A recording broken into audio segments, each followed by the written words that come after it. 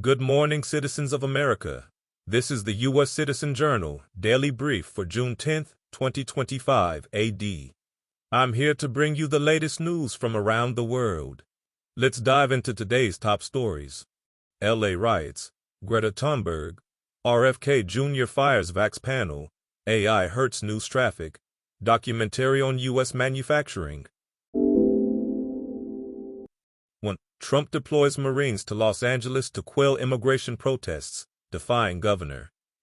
Roughly 700 Marines are deploying to the Los Angeles area to protect federal buildings and personnel in the wake of protests over immigration that have already led President Trump to federalize National Guard troops, the U.S. military said Monday. The troops won't engage with protesters, the U.S. Northern Command, which is responsible for U.S. military operations in North America, said. A senior administration official told reporters on Monday evening that the move came in light of increased threats against federal officers and federal buildings. The unusual decision marks the first time in more than 3 decades that Marines have been sent into a U.S. city to address civil unrest. It came over the objections of California Democratic Governor Gavin Newsom, who has called the federal intervention an intrusion on state sovereignty and sued in response. They shouldn't be deployed on American soil facing their own countrymen to fulfill the deranged fantasy of a dictatorial president, Newsom wrote in a message on X. Later Monday night, he said he would file a lawsuit to prevent the Marines from being deployed. Wall Street Journal. B. Will Democrats ever learn a political lesson on immigration and crime? It doesn't appear so, judging from their response to the migrant protests in Los Angeles that turned violent on Sunday night. Chaos on the streets will increase public support for a hardline restrictionist agenda. Protests against Mr. Trump's immigration raids escalated Sunday evening as activists torched cars, looted businesses, and occupied a major freeway. Law enforcement and immigration officers were pelted with rocks and fireworks. Activists also smashed concrete bollards outside federal buildings where they were protesting, using chunks as weapons. Wall Street Journal, opinion. 2. Israel deports Greta Thunberg after intercepting Gaza-bound activist aid boat. Israel deported climate activist Greta Thunberg on Tuesday, a day after Israeli forces intercepted her and a group of other volunteers on a sailboat attempting to take humanitarian aid to Gaza. Thunberg was flying to Sweden via France, according to the Israeli Foreign Ministry, which earlier said that the activists on board the boat were awaiting deportation at the country's Ben Gurion airport near Tel Aviv. Those who didn't sign deportation documents would be brought before a judicial authority, the ministry said. Thunberg, who is 22, was detained on Monday after Israeli forces boarded a small boat carrying 12 people that sought to bring food, medical supplies, and other items to Gaza in defiance of an Israeli naval blockade. The boat was taken to Israel's port of Ashdod, north of Gaza. The Freedom Flotilla Coalition, which organized the effort, said the craft was stopped in international waters. Israel said that any humanitarian aid should be distributed through established channels and promised to deliver the items that the ship was carrying. Israel says its naval blockade of Gaza is intended to stop weapon smuggling and permits it to stop ships on the high seas under some circumstances. Wall Street Journal. B.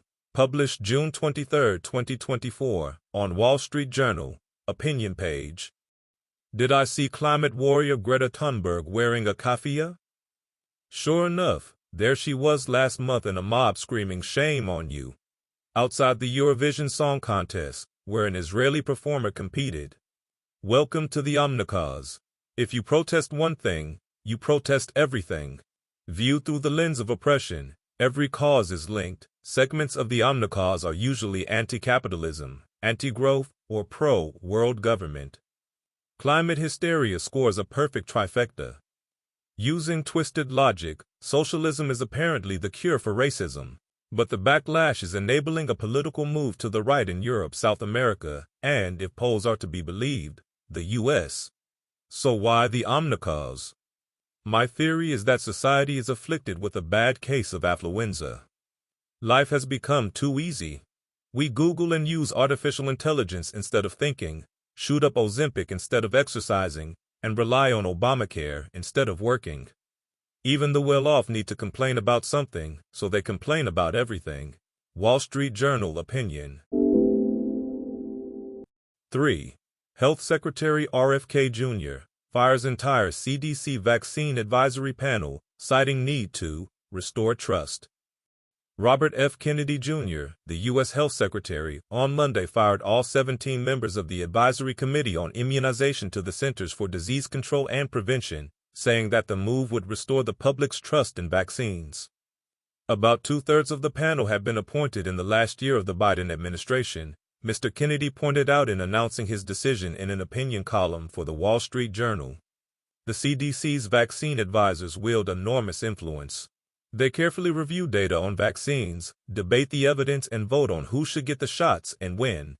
Insurance companies and government programs like Medicaid are required to cover the vaccines recommended by the panel. New York Times. 4. Major publishers see search traffic plummet by over 50% as AI upends news model. The AI Armageddon is here for online news publishers.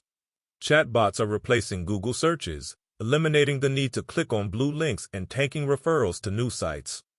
As a result, traffic that publishers relied on for years is plummeting.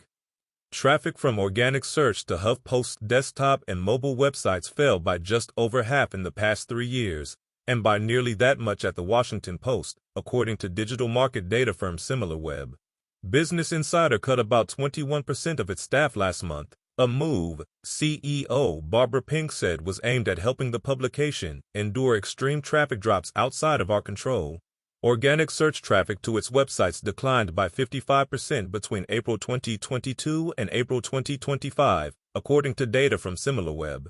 At a company-wide meeting earlier this year, Nicholas Thompson, chief executive of The Atlantic, said the publication should assume traffic from Google would drop towards zero and the company needed to evolve its business model.